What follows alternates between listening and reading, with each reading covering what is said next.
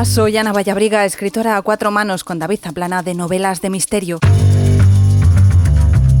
Bienvenida, bienvenido a mi podcast, un espacio quincenal donde trato de profundizar en el mundo de la literatura y lo hago a través de entrevistas que espero que te resulten educativas, inspiradoras o sorprendentes.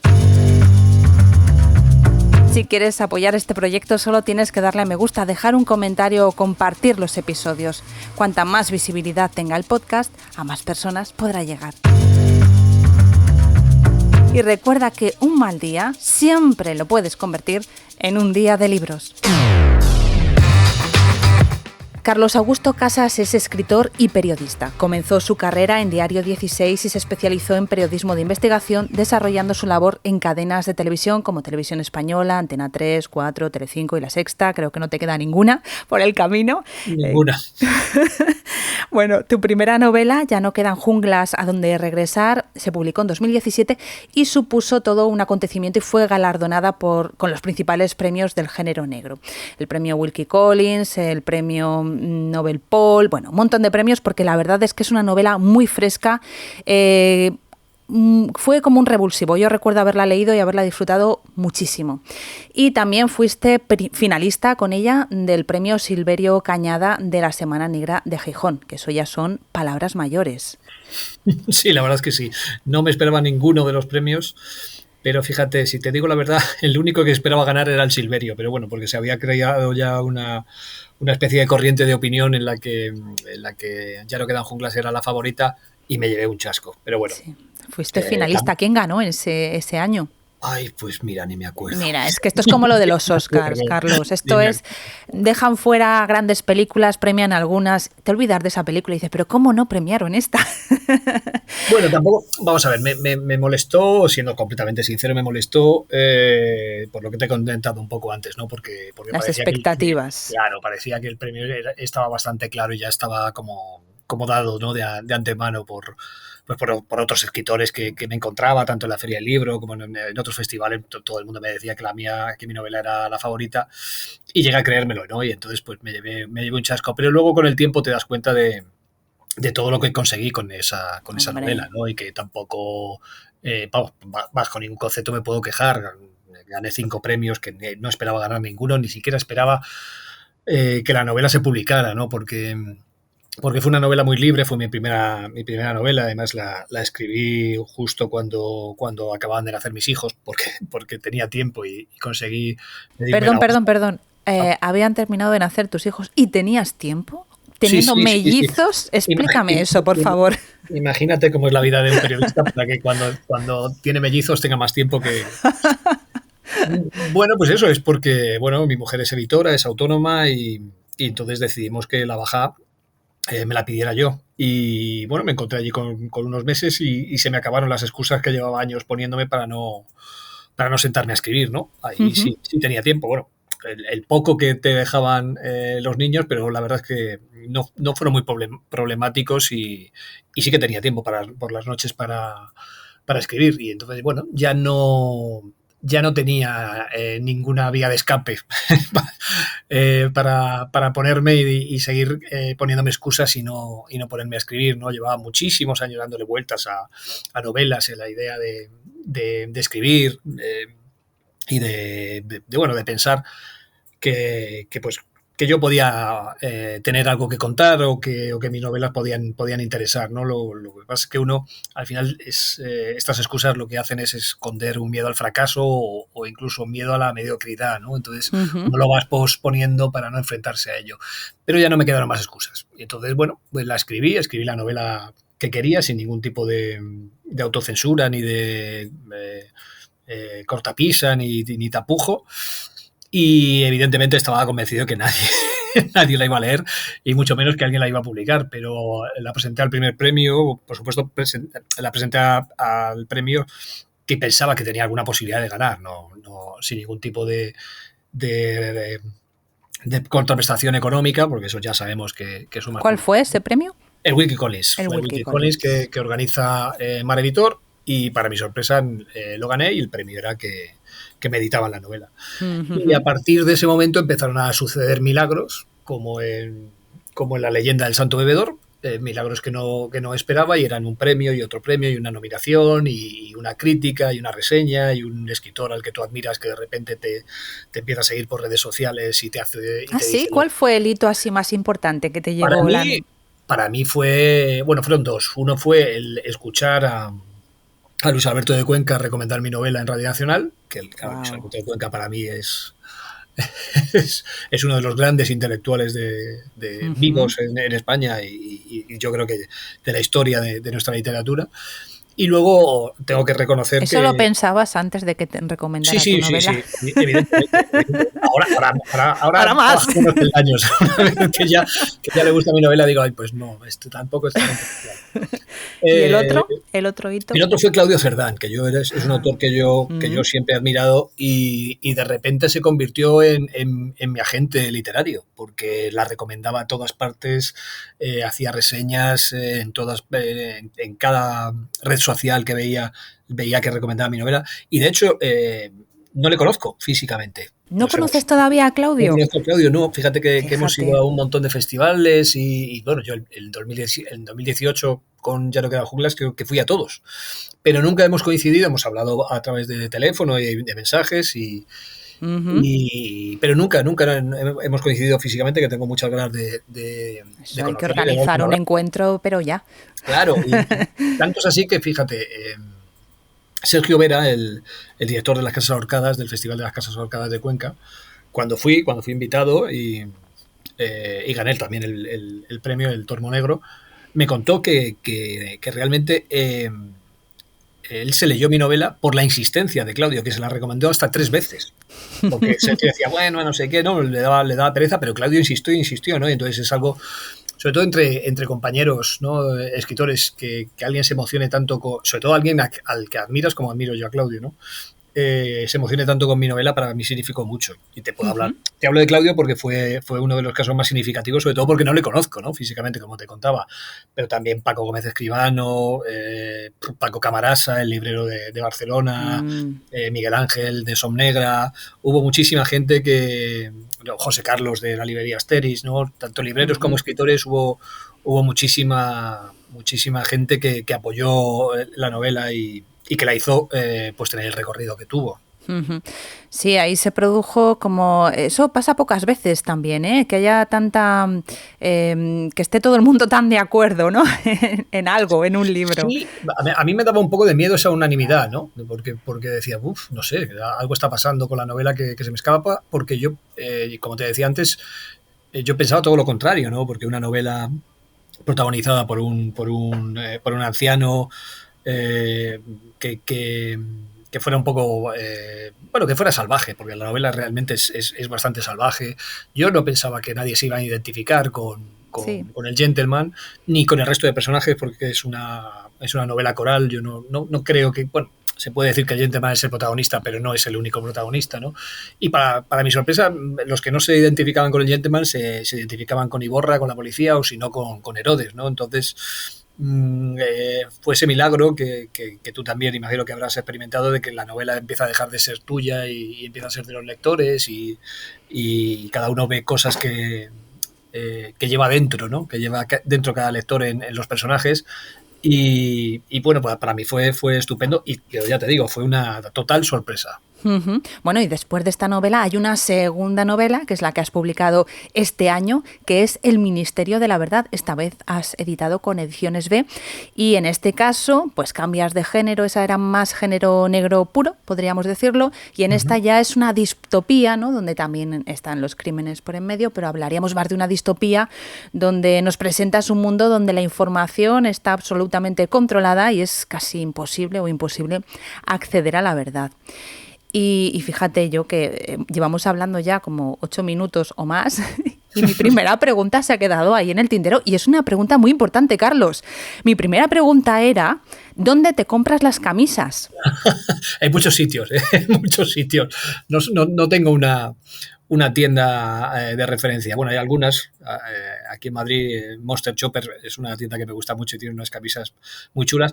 Pero bueno, también mi familia, mi mujer, cada vez que ve una camisa así bastante llamativa, pues se acuerdan de mí y también recibo regalos. Pero bueno. Dirán, pobre empresa, tendrá que vivir de algo, se la voy a regalar a mi marido. Pero bueno, hay que saber llevar esas camisas. Hombre, no todo el mundo puede llevárselas. Ya te conté lo de Fopiani, ¿no? En su artículo sobre Ya no quedan junglas. Cuéntalo. La crítica que hizo Daniel Fopiani sobre otro escritor de novela negra. Otro escritor además que apoyó Ya no quedan junglas. Pues en su reseña para la revista Zenda de Ya no quedan junglas, lo primero que puso es que cuando conocí a Carlos Augusto Casas, llevaba la camisa más espantosa que había visto en mi vida, ¿no? Entonces, bueno, pero bueno, también hay que decir que Fopiani es bastante elegante. Es muy sobrio. Claro, en cuanto vio ahí un poco de jungla en la camisa, pues claro, él se vino. Pero yo se lo perdono. Es un señorito andaluz, un señorito gaditano, entonces ahí hay un choque de... Le estoy introduciendo en las camisas hawaianas y de marcianetes y ya verás como dentro de poco vamos a aplicar un cambio a Fopiani de imagen tremendo. Bueno, en este segundo libro hay más referencias a lo que es tu profesión, que es el periodismo, ¿no? Cosa que no encontrábamos en la primera novela. ¿Por qué este cambio? Bueno, yo creo que porque lo pedía la historia, ¿no? En el fondo es un thriller, ya el Ministerio de la Verdad es un thriller que tiene parte de distopía, llamémoslo así, ¿no? O parte de una especie como de futuro próximo, ¿no? Una proyección de nuestra sociedad. Y el tema central es la verdad. Ya viene en el título, que evidentemente es uno de los ministerios de 1984, el clásico de George Orwell, pero la verdad es el punto central de la novela. Y la verdad, claro, está muy relacionada con el periodismo. Lamentablemente en la actualidad cada vez menos, ¿no? Pero sí que en teoría los periodistas nos dedicamos a buscar la verdad, ¿no? A contarle la verdad a los ciudadanos, a contarle lo que necesitan saber pues para ser libres y sobre todo para no dejarse controlar, ¿no? Y creo que eso en estos últimos años ha dejado de ocurrir. Yo creo que se nos ha olvidado o nos han obligado a dejar de contar la verdad o por lo menos a intentar buscarla para dedicarnos al entretenimiento porque da más audiencia, ¿no? Yo creo que en general las empresas de comunicación están más preocupadas por los ingresos que por su función, ¿no? La función social que tienen y que yo creo que hemos empezado a olvidar, que es la de informar, ¿no? Yo creo que somos generadores de entretenimiento y de estados de opinión, ¿no? Más que de información. Ahora mismo en televisión lo único que hay es noticias muy epidérmicas, ¿no? Estamos buscando siempre escandalizar, no profundizar, son todo noticias casi anecdóticas que se olvidan, que se consumen muy rápido, son como la comida rápida, ¿no? Te lo comes muy rápido, te lo comes con la mano, pero no te alimentas, ¿no? Es un poco a lo que nos dedicamos. Por una parte está el entretenimiento y por otra ha habido una vuelta a la proliferación de los debates, que en el fondo los debates siguen siendo espectáculo y lo que hacen es lo que te comentaba antes, ¿no? Generan opinión, dan argumentos para que uno se baje al bar y tenga armas con las que discutir con el vecino, pero en el fondo no dejan de ser más que eso, más que opiniones. Yo creo que debemos volver a la información pura y dura, a los hechos, y que sean los ciudadanos los que saquen conclusiones, ¿no?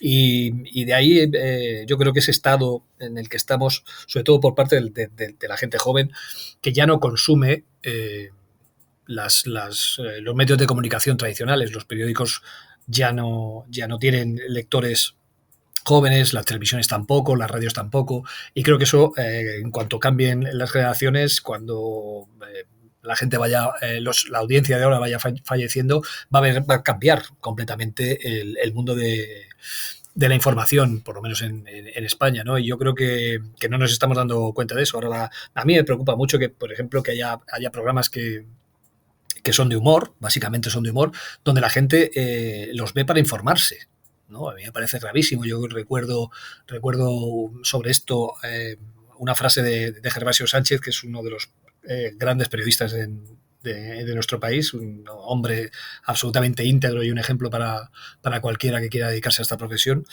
que decía que le parecía horrible, por ejemplo, que se hiciera humor con todo el caso Bárcenas, que se ha hecho mucho, y mucho en televisión, porque él decía que si haces humor con un tema tan grave como la corrupción, al final desactivas la indignación que debería generar en la población, y yo estoy completamente de acuerdo. Yo creo que los temas serios tienen que tratarse de una forma seria. Da igual que sean aburridos, o sea, es que la información no tiene por qué ser divertida. Puede serlo en algunos casos, pero no tiene que ser una necesidad como se está convirtiendo ahora, básicamente para entretener. La vaya chapa que te he soltado. Pues sí, pero me has dejado muy preocupada, la verdad. Porque, a ver, la visión primero es muy pesimista y luego veo que programas de humor, que imagino que te estás refiriendo, bueno, o no, pero bueno, a mí me viene a la cabeza, dejémoslo ahí. Programas como El Intermedio, por ejemplo, que profundizan... Pero no es el único, por ejemplo, pero no es el único. Sí, bueno, es el que a mí me ha venido a la cabeza. Claro que ahí sí que se abordan y si hay un pensamiento crítico, claro, tampoco esa es la solución, ¿no? Entonces, ¿qué se puede hacer? No, volver a los orígenes. Si es que todo está inventado. Pero si nadie se va a enganchar, o sea, después de tanto jiji, jaja, ¿tú crees que ahora alguien...? Tenemos que volver a recordar cuál es la función de los medios de comunicación. O sea, de hecho, la gente olvida que, por ejemplo, las televisiones son una concesión del gobierno. Una persona, por muy millonaria que sea, no puede abrir una televisión si el gobierno no le da permiso. ¿Por qué? Porque tiene una función social. Para mí, si esa función social no se está cumpliendo, el gobierno debería de intervenir o quitarle la licencia o cambiar la ley y que ya no tengan ningún tipo de necesidad de estas licencias y que sea un negocio como otro cualquiera. Sí, pero ese valor social, claro, ahí estás muy... ¿Cómo valoras eso? Porque el que haya un señor de 60 años delante de la tele toda la tarde entretenido, pues puede ser una labor social. Sí, pero la principal labor... No está llamando al teléfono de la Esperanza o dándole la chapa a las de la Cruz Roja. Pero simplemente la principal función social de los medios de comunicación es informar. Entonces, ha pasado de puntillas, pero aquí me parece que es algo gravísimo y es la primera vez que sucede en España, y es que un informativo, en 4, un informativo desaparece para ser sustituido por un programa que realmente es un magazine. Ahora mismo tienen otro término que es todavía más clarificador, que se llaman infoshow, por un infoshow y no pasa nada. Yo creo que por lo menos es evidente que las cadenas pueden, y sobre todo estamos hablando de televisión, ¿no? Porque yo creo que es el medio en el que está más claro cuál es la diferencia entre el entretenimiento y la información. Pero es que la información en televisión cada vez es menor o lo que decíamos antes, cada vez es más anecdótica. Entonces, si ya no necesitan si no están cumpliendo esa función social, yo no estoy diciendo que se cierren, estoy diciendo que quiten ese papel, ¿no? Que si yo quiero montar una televisión, no tenga por qué pasar por el filtro del gobierno para que me autorice. Yo creo que eso debería de acabar y que, bueno, pues que las televisiones sean puro entretenimiento y se acabó. Yo lo que creo es que, evidentemente, el negocio de la prensa en general no es un negocio cualquiera. Yo creo que una democracia, para funcionar, uno de los pilares de cualquier democracia es tener una prensa libre, que en España no tenemos. No la tenemos. Yo creo que ya el fenómeno de la autocensura todo el mundo lo conoce, y si existe la autocensura es porque uno ya sabe, uno como periodista ya sabe que ciertos temas ni siquiera los comenta porque no le van a dejar contarlos. ¿Ah, sí? ¿Como cuáles, por ejemplo? En los poderes económicos uno tiene que tener mucho cuidado en qué informaciones se publican. O sea, contra las grandes empresas de este país, llamemos Banco Santander, Telefónica, Corte Inglés, es muy complicado informar, y hay noticias, hay noticias que pues pasan de puntillas o que nosotros mismos sabemos. Yo te puedo contar, no sé si con esto me voy a buscar un problema, pero bueno, cuando esto fue hace muchísimos años, estaba haciendo un reportaje sobre la Operación Malaya y pues fue justo cuando Julián Muñoz entró en prisión, y entonces tuvieron que poner en el ayuntamiento una gestora independiente para que gestionara hasta que se hicieran las elecciones y tal. Bueno, entonces yo hablando con el hombre este de la gestora que llevaba todo el tema de inmobiliario, le pregunté por qué en Marbella había 33.000 viviendas ilegales, ¿no? Construidas en terrenos que no eran edificables. Y le pregunté qué iban a hacer con esa vivienda. Y él lo primero que me respondió fue: me estás preguntando por el Corte Inglés de Puerto Banús. Yo inmediatamente sabía que no podía decir en mi pieza para para Televisión Española en este caso, no podía citar al Corte Inglés de Puerto Banús y no lo cité. Porque si lo hubiera hecho, mi director me hubiera dicho, pero ¿qué pones aquí? Esto no se puede decir, y me lo hubiera censurado él. Eso es la autocensura. La autocensura no es más que saber qué terreno pisas, ¿no? Entonces, ¿para qué vas a perder el tiempo o para qué vas a hacer ver a tus jefes que eres un tipo problemático cuando ya sabes que eso no se va a publicar, ¿no? No hay más explicación de autocensura que esa. Y la autocensura en cualquier redacción ahora mismo, bueno, es el pan nuestro de cada día, y el periodista que diga que eso no es así miente, porque yo ya he pasado por unas cuantas y siempre es lo mismo. No tiene nada que ver, la gente puede identificarlo más con ideología de contar o no, y eso en algunos programas y en algunas televisiones sucede, pero donde más sucede es cuando tratas con grandes grupos empresariales, con grandes empresas, cuando tratas con el dinero, ¿no? Sí, las perras. Claro, y otra evidente fue el caso de la monarquía, ¿no? Yo recuerdo que trabajaba en aquella época cuando surgió todo aquello de Botswana, el elefante y Corina, con el rey Juan Carlos, y de repente, de un día para otro, que tenías que tener mucho cuidado y todas eran amigas y tal, ¿no? Amigas entrañables, y de repente ya te permitieron, de un día para otro te permitieron hablar de amantes, de un amante, bueno, de que el rey, de los viajes del rey, de las amantes, de no sé qué, de cuando desapareció, algo que hasta ese día no te hubieran permitido. Y toda esa fiesta informativa duró hasta que abdicó. Una vez que abdicó, se volvió a cerrar el grifo. Es decir, que había una serie de intereses para que el rey abdicara. Claro, de hecho, si te fijas, cuando Pedro J.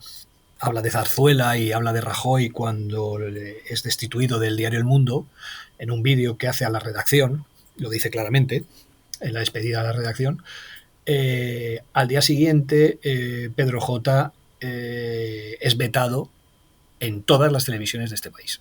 Al día siguiente. Wow. Y de hecho, hasta hace muy poco, Pedro J. no salía en televisión. Entonces, ahí te das cuenta de que hay poderes que están por encima. Pero eso pasa en todas partes, no solamente pasa en España. Es algo así, pasa en Estados Unidos, es algo normal.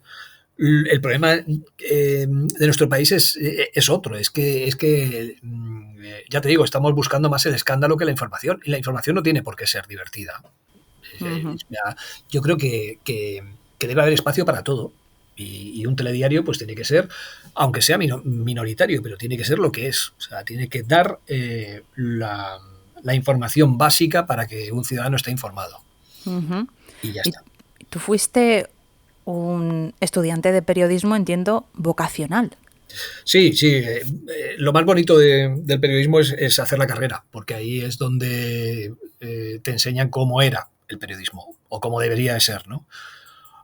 Yo tuve la suerte de trabajar nada más acabar la carrera en Diario 16 y viví los últimos años de ese antiguo periodismo, ¿no? que también está un poco reflejado en el personaje de Varona del Ministerio de la Verdad, ¿no? Ese periodismo canalla, pues eso, de que sacaba botellas de los cajones de la redacción en cualquier momento y que todo el mundo fumaba en las redacciones. Ahora me parece increíble. Pero que en el fondo con muy poquitos medios se hacían cosas muy importantes porque había ganas y porque todavía te lo creías, ¿no? y porque amabas esta profesión, ¿no? Yo creo que ahora con tanta tecnología tú entras en una redacción, eso también está reflejado en la novela, que parecen oficinas, ¿no? Están todas silenciosas y tal, cuando antes era todo lo contrario, todos los teléfonos sonando, las teles puestas, la gente gritando, pues porque había mucha más calle, ¿no? Y la información la tenías que buscar tú. Ahora, pues entre agencias de información, el periodismo ha cambiado muchísimo, ¿no? No estoy, a lo mejor sueno un poco a viejo, abuelete recordando los buenos tiempos antiguos, ¿no?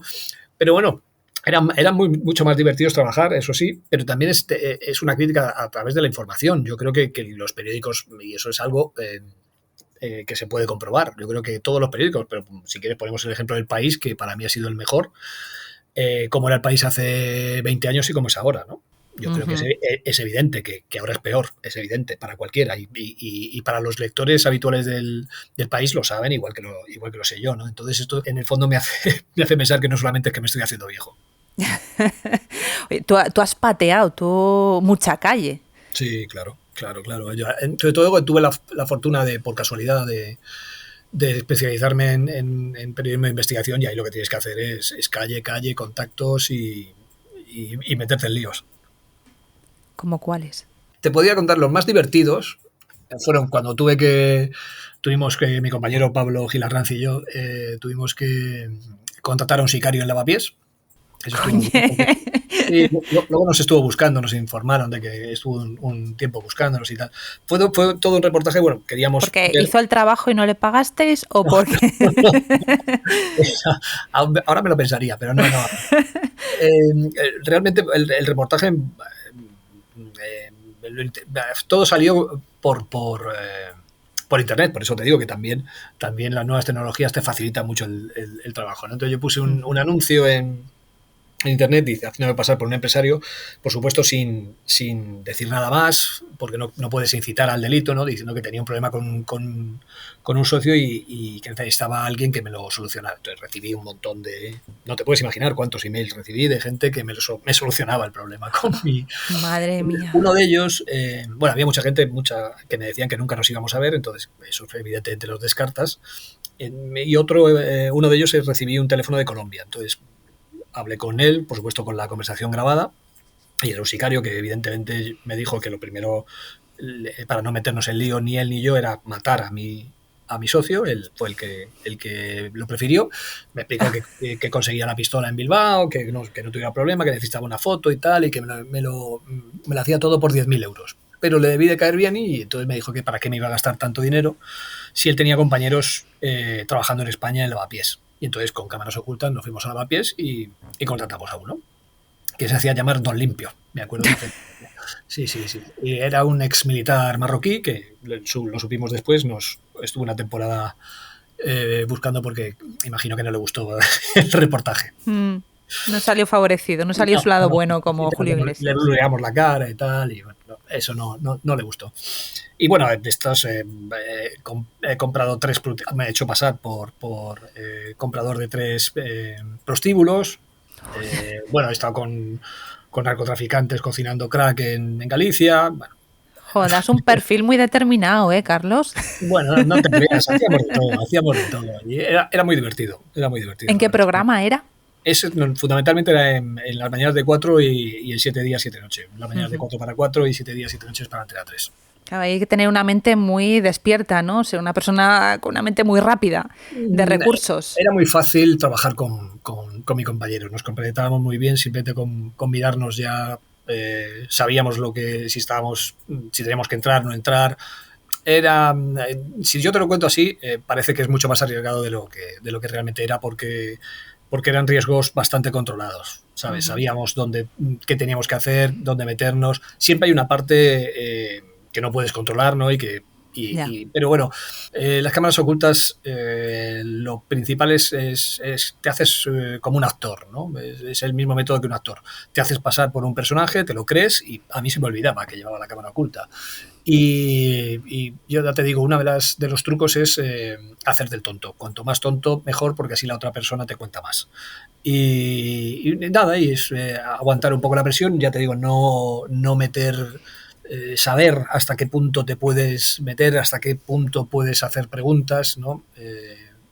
Pero a mí me resultaba muy cómodo. También aprendí con Pablo, que para mí es el periodista que mejor cámaras ocultas hace de España. ¿Cómo se llama tu compañero? Pablo Gilarranz. Y a mí me hace mucha gracia la respuesta ¿por qué ibais 2? Sí, claro, íbamos 2, pues si a alguno le pasaba algo, que el otro lo grabara.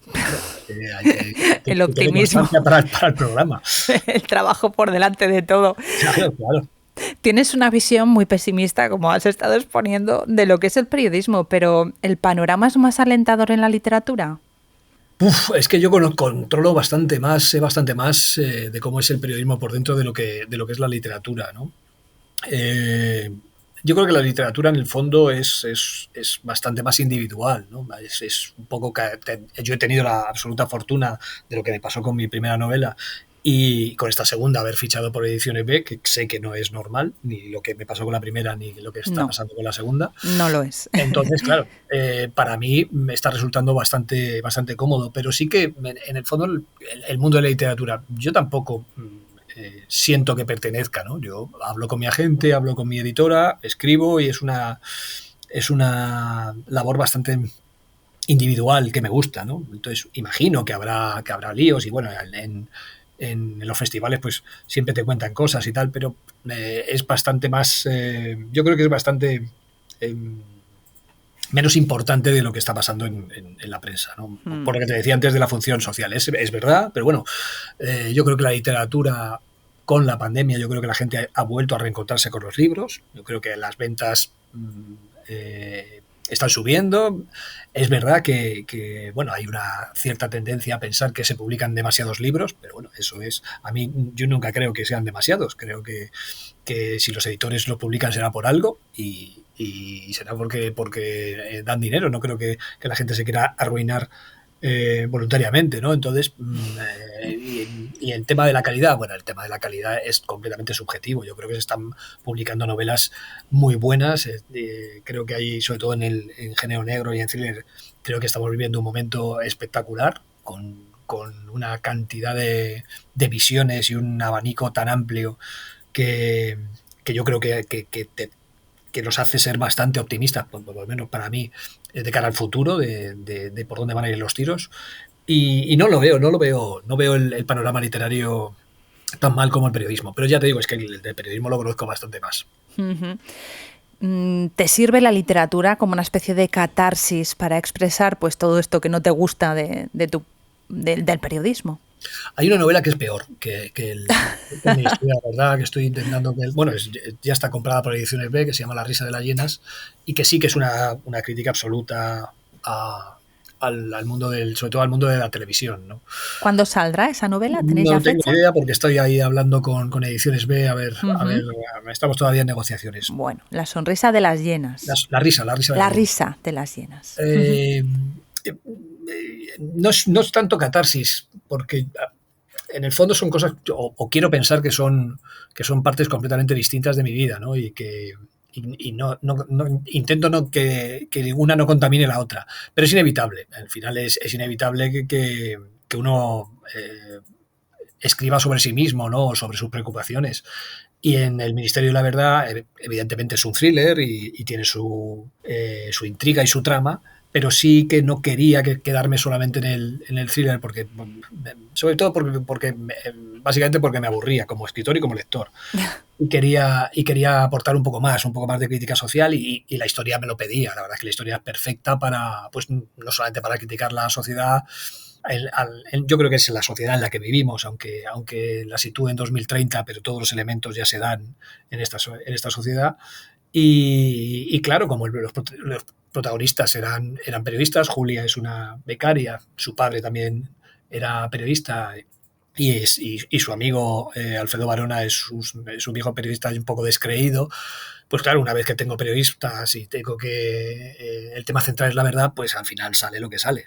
En el fondo yo creo que esta novela, sobre todo a través del personaje de Julia, no es tan crítica con el periodismo. Yo creo que Julia sigue siendo, o por lo menos representa un poco esa esperanza que tengo en que volvamos, ¿no? Volvamos a recordar a qué nos dedicamos y cuál es nuestra función, ¿no? Entonces yo creo que en el fondo soy bastante optimista. La risa en las hienas no es tan optimista. Una de cal y otra de arena. Bueno, yo estoy deseando leerla, ¿eh? Esta me ha gustado mucho, pero estoy segura de que la otra me va a sorprender. La otra es más negra, es menos thriller. Evidentemente hay una trama, pero yo creo que es bastante más negra y es una novela que para mí supone mucho, es muy importante y por eso estoy peleando tanto con Ediciones B para que salga cuanto antes. Sí, además de esta novela, tú me hablaste cuando estuviste en Cartagena Negra hace ya pues en 2018. 2 años, 3 años ya, fíjate. Sí, me generó muchísima curiosidad por un poco porque ahí estaba tu visión, ¿no?, de lo que es el periodismo. Claro, yo creo que, fíjate, en 2018 ya la tenía o ya estaba empezando a surgir.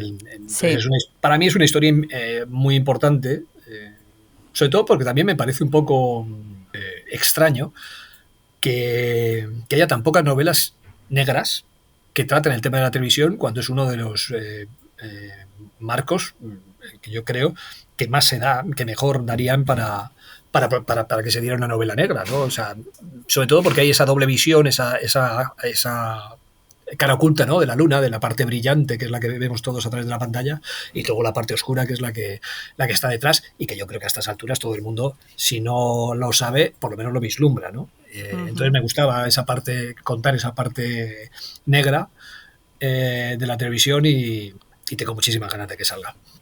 Tenemos de todas formas esa visión, igual que con los escritores, ¿no? Esa visión romántica del escritor con su whisky y tecleando, aporreando la máquina. Con el periodista, como tú decías antes, también existe todavía esa visión, ¿no? Que tú habías comentado antes de las redacciones llenas de gente, hablando, gritando, entrando, saliendo.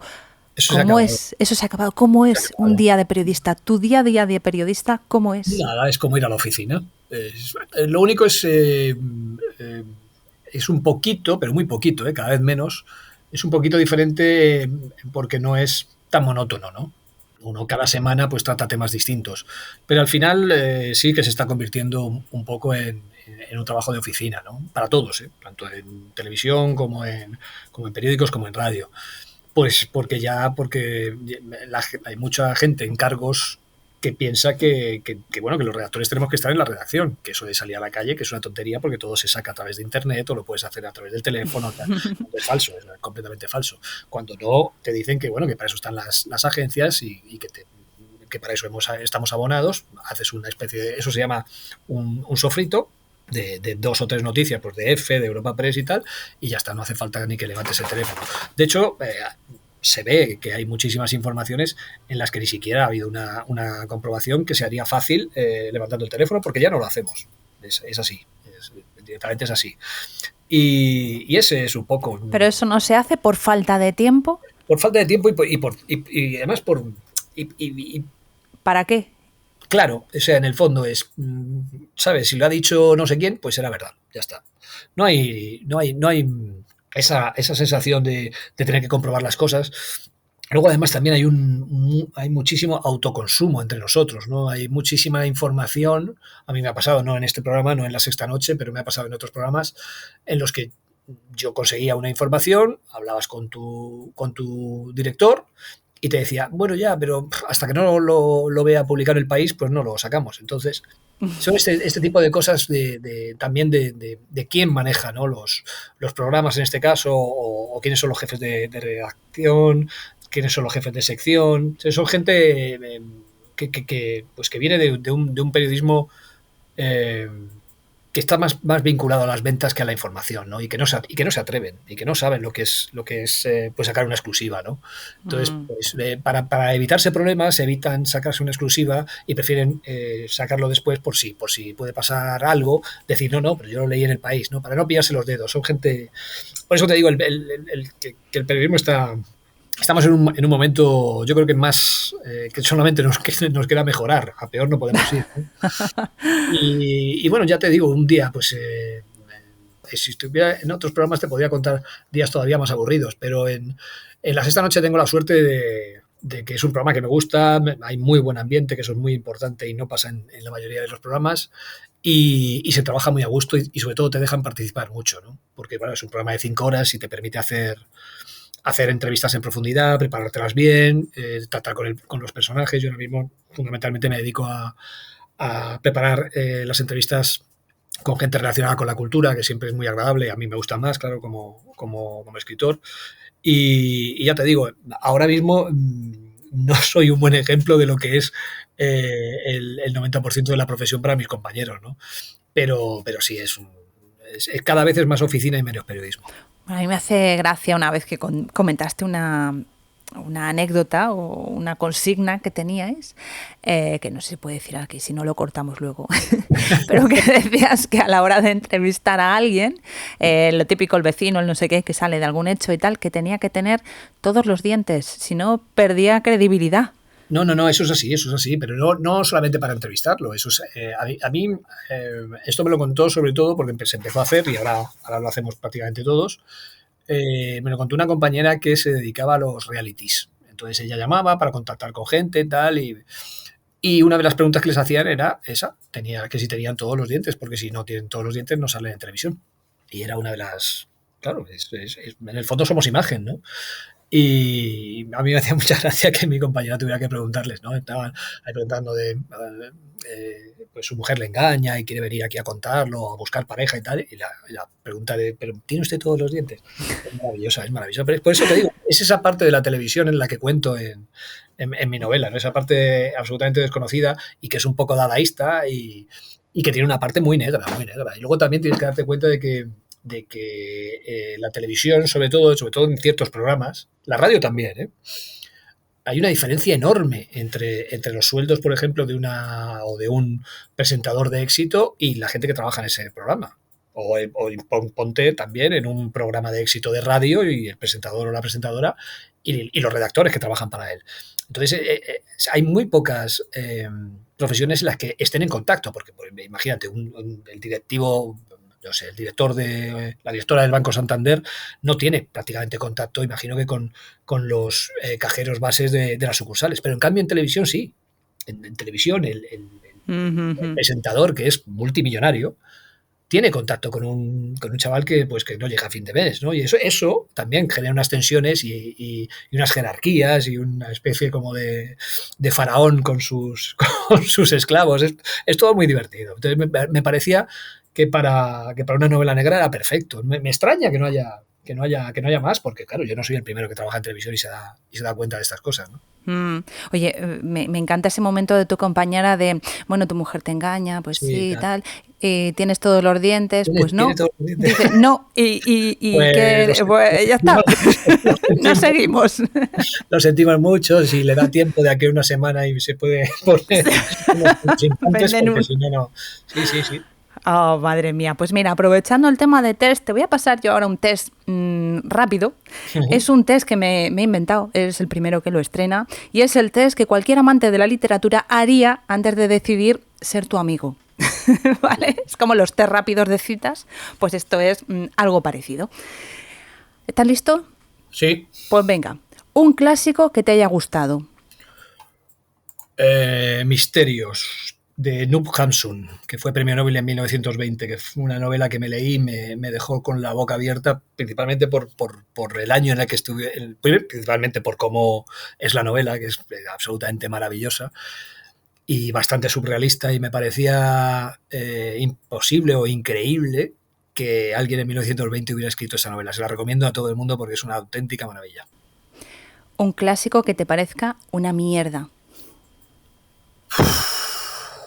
Yo creo que o los Brudenbock o La montaña mágica, todas de Thomas Mann. Thomas Mann, yo creo que Bukowski fue el que dijo que Thomas Mann confundía el aburrimiento con un género literario y yo estoy totalmente de acuerdo.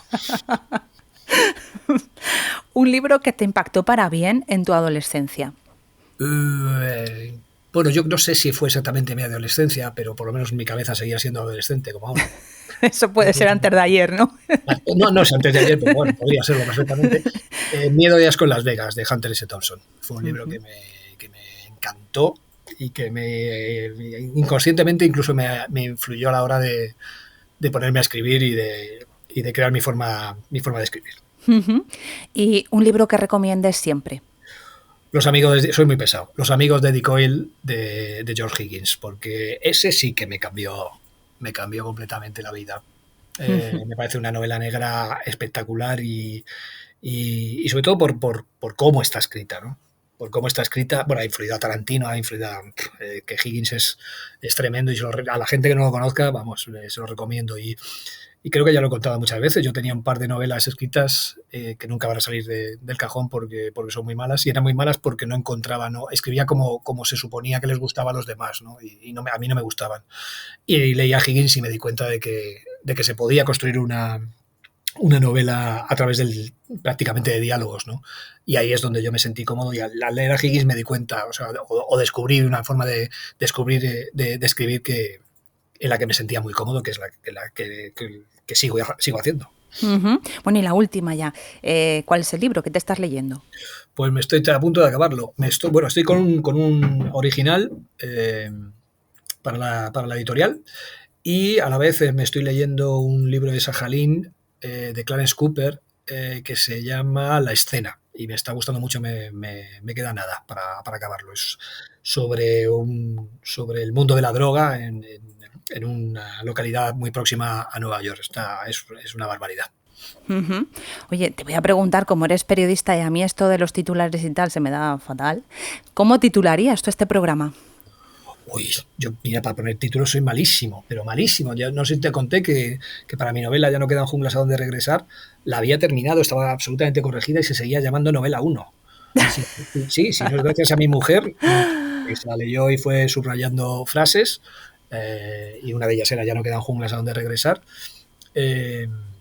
Pues no sé ni cómo se hubiera titulado, porque todos mis títulos son absurdos. El único bueno que he puesto hasta el momento es La risa de las llenas, que ese sí me gusta. Pero soy malísimo para los títulos, ¿eh? O sea, no soy para nada la persona indicada para ponerle título a este programa. Pues nada, lo voy a llamar El periodismo a la mierda. Eso. ¿Te parece bien? El periodismo se va. El periodismo se va a la mierda. Efectivamente. Vale. Oye, ya para terminar de los terminales ya, ¿cómo es para ti un día de libros perfecto? Hay unos cuantos. A mí me gusta perderme pero en librerías, pero tanto no soy muy elitista, ¿eh? Igual me pierdo en grandes superficies como en pequeñas librerías de barrio. Incluso hay una que tengo cerca de casa que es una de estas librerías que es una ONG, que vas a entregar libros y también los compras, libros de segunda mano. Uh-huh. Últimamente es donde más me pierdo. Y me gustan también mucho, eso sí sería prácticamente mi día de libros perfecto, estas librerías que también son cafés, ¿no? Y entonces puedo comprar un libro, sentarme, tomarme algo y empezar a leerlo, ¿no? Para mí sería el día perfecto de libros. Muy bien, Carlos, pues muchísimas gracias por habernos acompañado en este día de libros. Gracias a ti, Ana. Si no quieres perderte ninguna entrevista, suscríbete al canal y recuerda que dentro de 15 días volverá a ser un día de libros.